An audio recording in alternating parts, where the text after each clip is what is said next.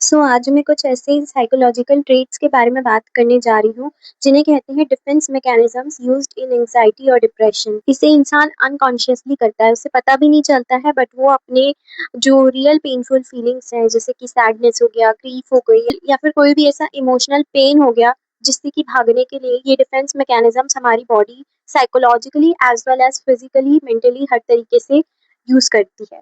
So let's get started. पहला है repression. It is unconscious blocking of painful thoughts. For example कोई ऐसा childhood trauma आपके साथ हुआ है जिसकी डिटेल्स आपको याद नहीं है बट स्टिल आपको एंग्शियस फील होता है। दूसरा है डिनायल, यानी कि refusing to accept the reality. एक पर्सन कह रहा है कि मैं बिल्कुल ठीक हूँ, भले ही उसको पता है कि उसको एंग्जायटी है, उसको डिप्रेशन है, उसको उसके साथ कुछ बुरा हो रहा है बट ही और she is refusing to accept the reality. तीसरा है प्रोजेक्शन, यानी कि making others responsible for your own feelings. For example कोई एंग्शियस पर्सन है, वो ये सोचता है कि सारे के सारे लोग मुझे जज कर रहे हैं, जबकि ऐसा रियलिटी में नहीं होता है। फोर्थ इज डिस्प्लेसमेंट, यानी कि अपने इमोशंस को एक सेफर टारगेट पे जाके प्रोजेक्ट करना। फॉर एग्जाम्पल किसी स्टूडेंट को डांट पड़ी है उसके प्रोफेसर से, तो वो आके अपने घर में अपने छोटे भाई बहन को चिल्ला रहा है, and this is also called as misplaced anger.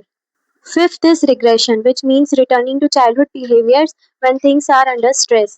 Suppose adults रोते हैं अपने पेरेंट्स के सामने ताकि वो उनको कैसे ना कैसे करके मना लें. So this is kind of a manipulation. Sixth is avoidance, यानी कि उन सिचुएशंस को ही अवॉइड करो जहाँ से आपको एंग्जाइटी कॉज हो रही है. फॉर एग्जाम्पल कोई पर्सन है जो अपना वाइवा या फिर अपनी प्रेजेंटेशन को ही स्किप कर दे रहा है क्योंकि उससे उसको एंग्जाइटी या पैनिक जनरेट होता है. Seventh one is reaction formation. This is quite interesting.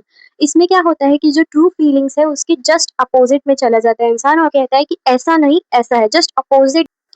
जैसे कि किसी पर्सन को बहुत ज्यादा गुस्सा आ रहा है but they are acting very polite. Next is somatization.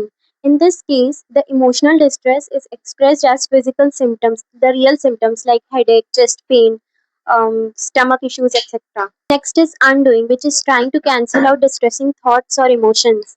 जैसे कि किसी पर्सन का बार बार सॉरी बोलना या बार बार चेक करना कि चीजें सब सही है या नहीं. नेक्स्ट इज कंपनसेशन, यानी कि एक एरिया में वीक हो तो दूसरे एरिया में अपने आप को बहुत ज्यादा ही स्ट्रॉन्ग कर लेना. फॉर एग्जाम्पल एक सोशली awkward student या socially not so outgoing student tries to overperform in academics. Last है सब्लिमेशंस, यानी कि चैलेंजिंग इमोशंस को फिजिकल या फिर प्रोडक्टिव एक्टिविटीज में कन्वर्ट करने की कोशिश करना, जैसे कि वॉकिंग, एक्सरसाइज करना या फिर अपने एकेडमिक्स पे ज़्यादा ध्यान देना.